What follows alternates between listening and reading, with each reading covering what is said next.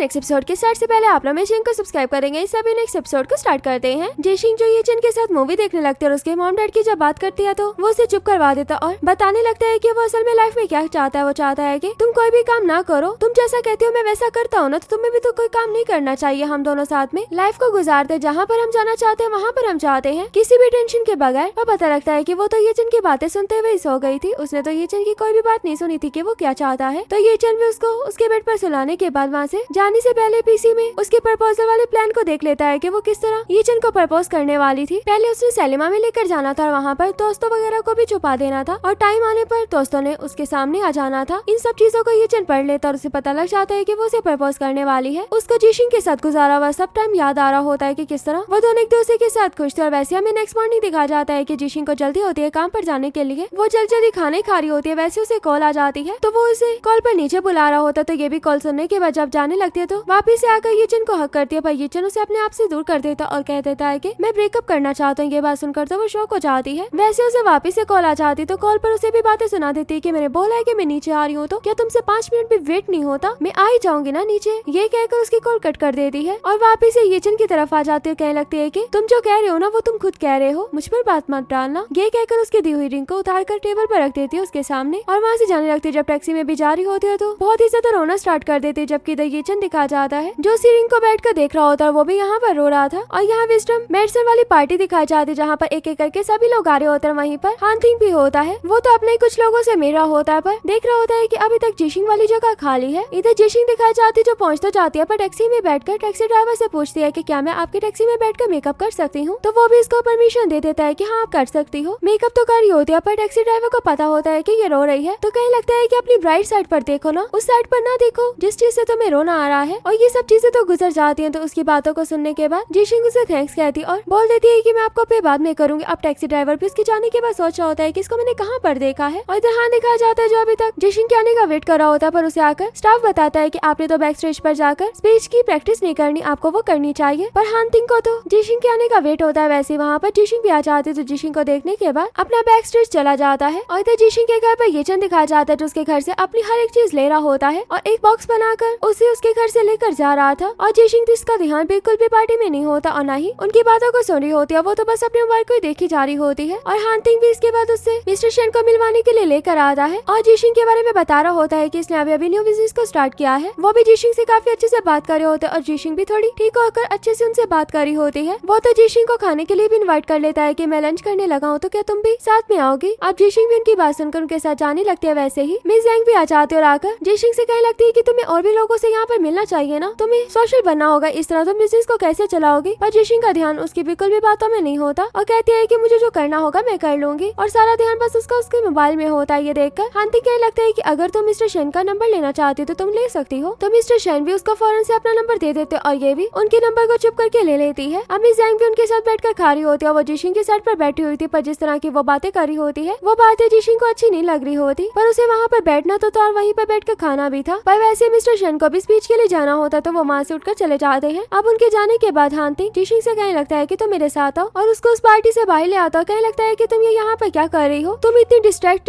क्यों नजर आ रही हो, तुम्हें यहाँ पर आने का कितना शौक था ना, पर यहाँ पर आने के बाद तुम यहाँ पर भी नहीं हो, क्या हुआ है। पर वो उसे कोई भी बात नहीं बता रही होती कि मेरे बॉयफ्रेंड से ब्रेकअप हो गया है। तो वो उसे कहता है कि तुम्हें अपने आप को ठीक करना होगा। तो वो कहती है कि मैं अपने आप को ठीक कर लूंगी। पर वैसे हांटिंग नोटिस कर लेता है कि उसके बॉयफ्रेंड की दी हुई रिंग उसके हाथ में नहीं है, तो इसका मतलब इन दोनों में लड़ाई हुई है। इसलिए काफी अच्छे से उसे बोल देता है कि अपने मूड को ठीक करो और जल्दी से आ जाओ। ये कहकर वहाँ से चला जाता है। हांटिंग जैसे अंदर आता तो जैंग उससे बात करने के लिए आती तो वो कहने लगता है कि तुम जिशिंग से क्या कही थी। तो वो कहती है कि मैं तो बस उसे समझा रही थी कि उसे क्या करना चाहिए अपने बिजनेस के लिए। तो वो कहने लगता है कि तुम्हें उसे कोई भी बात समझाने की जरूरत नहीं है, मैं उसे खुद ही समझा लूंगा जो भी मुझे उसे समझाना होगा। तो कहने लगते है कि तुम्हारे हायर स्टैंडर्ड है ना, तो उसे भी तो तुम्हारे स्टैंडर्ड के साथ मैच करना चाहिए। ये कहकर वहाँ से चली जाती है। पर हांटिंग तो उसके जाने के बाद भी जिशिंग को ही देख रहा होता है जो अभी भी उसी जगह पर खड़ी होती है और अभी तक रो रही होती है। और वैसे हमें दिखा जाता है कि पार्टी से जिशिंग जाने के लिए टैक्सी का वेट कर रही होती है। पर हांटिंग जो उसे लेने के लिए आ जाता है और कहने लगता है कि तुम मेरी कार में आ जाओ, मैं तुम्हें राइड दे देता हूँ। तो वह कहती है कि मैंने ऑलरेडी टैक्सी आने को बोल दिया है। तो वह कहते हैं कि टैक्सी आने को टाइम लग जाएगा तो तुम्हें मेरे साथ आ जाना चाहिए। इधर टाइम में उसका असिस्टेंट ड्राइवर भी उसके लिए डोर ओपन करने के लिए आ जाता और जिशिंग भी अब चुप करके बैठ जाती है। वो ज्यादा उसे मना नहीं कर पाती। अब जब हांटिंग के साथ जा रही होती है तो हांटिंग उसे खाने वाली बात करता है क्योंकि उसने ये बहाना लगाया था कि उसने सुबह से ठीक से कुछ खाया नहीं, इसी वजह से उसकी तबीयत थोड़ी अपसेट से जा रही थी। तो वो कहता है कि तुम्हें 3 टाइम उनका खाना खाना चाहिए और खाने को मिस बिल्कुल भी मत करो। तो वो भी बोल देती है कि ठीक है, अब से ऐसा नहीं होगा। अब जिशिंग जब घर पर आती है तो देखती है कि टेबल पर रिंग भी नहीं थी और कहीं पर भी यीचन से रिलेटेड कोई भी उसके पास चीज नहीं पड़ी हुई थी। बस उसके पास यीचन के साथ वाली पिक रह जाती है। तो वैसे तो यीचन दिखा जाता जो अपने घर पर चुप करके बैठा हुआ तो उसे शिंग की कॉल आ रही होती है और जैसे वो शिंग की कॉल अटेंड करता तो वो उसे कहती है कि डोर ओपन करो। तो ये भी उसकी बात सुनकर डोर ओपन करने के लिए आ जाता है। तो उसके साथ शिंग बिल्कुल पहले जैसी हो जाती और उसको अपने एग्रीमेंट पेपर वगैरह दिखाने लगती है और ये भी दिखा रही होती है कि हमें फर्स्ट पेमेंट रिसीव हो गई है। तो वो भी इसको आगे से बस कांग्रेचुलेशंस बोल देता है। ये बात सुनते साथ ही वो उसके पूरे घर को चेक करने के लिए पहुंच जाती है कि इसके साथ क्या कोई और लड़की आ गई है या कोई और लड़की इसके साथ रिलेशनशिप में है। पर पूरे घर को चेक कर लेती है पर उसको कुछ भी नहीं मिलता, बस अपने साथ वाली पीक उसके घर पर होती है। तो ये देखकर यीचन कहने लगता है कि मेरी लाइफ में कोई और लड़की नहीं है तुम्हारे अलावा, मैं सिर्फ तुम्हारा था। ये बात सुनकर जिशिंग वहीं पर बैठ जाती है, उसे सॉरी वगैरह करने लगती है, कहती है कि मैं बुरी थी, मुझे तुम्हारे साथ ऐसा नहीं करना चाहिए था। पर वो उसे चुप करवाने लगते तो वो कहती है कि अब हमारा क्या रिलेशन, अब तो हमारा कोई भी रिलेशन नहीं है, तो तुम मुझे चुप क्यों करवा रहे हो। पर फिर भी वो उसे हक कर लेता। पर जिशिंग तो उसके गले लगकर भी रो रही होती है और कह रही होती है कि वापस आ जाओ। पर वो उसे कहता है कि अब ऐसा नहीं हो सकता। उसे समझा रहा होता है कि हम दोनों की दुनिया अलग है, तुम्हें अपने काम में बिजी रहना पसंद है और मैं अपने काम में होता हूँ, तो मुझे नहीं लगता कि हम आगे भी चला पाएंगे, हमारा रिलेशन ऐसे ही रहेगा। तो वो कहती है कि मेरा बिजनेस ठीक हो रहा है ना, फिर हम एक दूसरे के लिए टाइम निकालेंगे। तो वो कहता है कि जब भी तुम्हारे बिजनेस में कुछ भी होता है तो मैं सिर्फ तुम्हें कंफर्ट कर सकता, तुम्हारे लिए कुछ भी नहीं कर सकता। तो कहने लगती है कि मुझे तुमसे कुछ चाहिए भी नहीं है, मुझे तो बस तुम्हारा पास होना चाहिए और कुछ भी नहीं। तो ये बोल देता है कि मैं ऐसा भी नहीं कर सकता। वो भी उसके सामने रो रहा होता है और जैसे जिशिंग उसका वापस से हाथ पकड़ती है तो वो अपने हाथों को भी उसे छुड़वा लेता है। ये देखने के बाद जिशिंग चुप करके उसके घर से जाने लगती है और ये तो उसके जाने के बाद भी उसके साथ वाली अपनी पिक को देख रहा होता है और जिशिंग जो जाते हुए उसी के साथ वाली मेमोरीज को याद कर रही होती है कि दोनों एक दूसरे के साथ कितने खुश थे। और यहाँ ये ने भी उसकी दी ओपरा वाली टिकट्स और साथ में रिंग को भी रख दिया था और अपने स्टोर को लॉक लगा देता है। और हांतिंग दिखाया जाता है जो घर पर कुकिंग कर रहा होता है। उसका फ्रेंड आकर उसे कहने लगता है कि कैसी कुकिंग करे, अच्छे करे हो ना। तो वो इसका कोई भी जवाब नहीं देता। तो वो उसे पूछा होता है कि ऐसा भी क्या हुआ है जो तुम्हें इतना गुस्सा आया हुआ है। तो वो बता देता है कि जिशिंग का ब्रेकअप हो गया है। ये बात सुनते वो तो खुश हो जाता है कि ये तो अच्छी बात है और तुम यहाँ पर क्या करे, तुम्हें तो इस टाइम पर उसके पास होना चाहिए ना। तो बोल देता है कि मैं उसके पास क्यों जाऊंगा। तो वह कहता है कि बस कर दो, इतना भी एरोगेंट नहीं इंसान को होना चाहिए। पर ये तो बस चुप करके उसके लिए खाना लगा रहा होता है। जैसे खाना लगा लेता है तो वहाँ से जाने लगता है। पर जाते हुए भी शॉ से ये कह रहा होता है कि मैंने तुमसे जो भी बातें बोली हैं उस पर गौर करना और उसके पास भी चले जाना। पर वो उसे कुछ भी बोल के नहीं जाता। उसके जाने के बाद जैसे ही उसका बनाया हुआ खाना टेस्ट करता है तो कहने लगता है कि कितनी शर्म की बात है ना, इसे तो शेफ होना चाहिए था, ये शेफ क्यों नहीं है। और इधर जिशिंग दिखाई जाती है जो बार में बैठकर बस ड्रिंक किए जा रही होती है और वहीं पर उसके पास हांतिंग भी आ जाता है और हांतिंग भी उसको अपने अंकल के पीछे से ड्रिंक करते हुए देख रहा होता है। और ये बार किसी और का नहीं होता बल्कि उसी मिस्टर लो का होता है और वो तो अपने बार के बारे में उससे बात कर रहा होता है कि क्या तुम यहाँ पे इन्वेस्ट करने के लिए आए। पर उसका सारा ध्यान तो जिशिंग की तरफ होता है। अब वो भी समझ चुका था और कहने लगता है कि देखो वो तो डांस भी कर रही है और मुझसे भी ज्यादा अच्छा डांस कर रही है, उसे ड्रिंक करने दो ना, तुम यहाँ पर उसे क्यों देख रहे हो। पर इतने टाइम में वैसे वो गिर जाती और उठते हुए खुद ही सॉरी करने लगती जबकि उसके सामने या पीछे कोई भी नहीं होता। ये देखकर तो हांतिंग उसको उठा ही लेता है। तो पूछने लगती है कि तुम कौन हो। जैसे हांतिंग उसकी तरफ साइड आई से देखने लगता है तो फौरन से पहचान जाती है कि हांतिंग अभी उसको टच करने जा रही होती है। कहने लगती है कि हम दोनों साथ में ड्रिंक करते हैं ना। पर वो तो उसे लेकर जाने लगता है और उसे बोल देता है कि इसकी जैकेट वगैरह भी लेकर आओ। वैसे ही हांतिंग की कार आ जाती है और उसको अपनी कार में बिठाता और खुद भी बैठने से पहले लो से उसकी जैकेट ले लेता और जिशिंग के साथ बैठ जाता और लो भी आगे बैठ जाता है। और यही पर हमारा ये पार्ट भी एंड हो जाता है। वीडियो अच्छी लगे तो वीडियो को लाइक करना।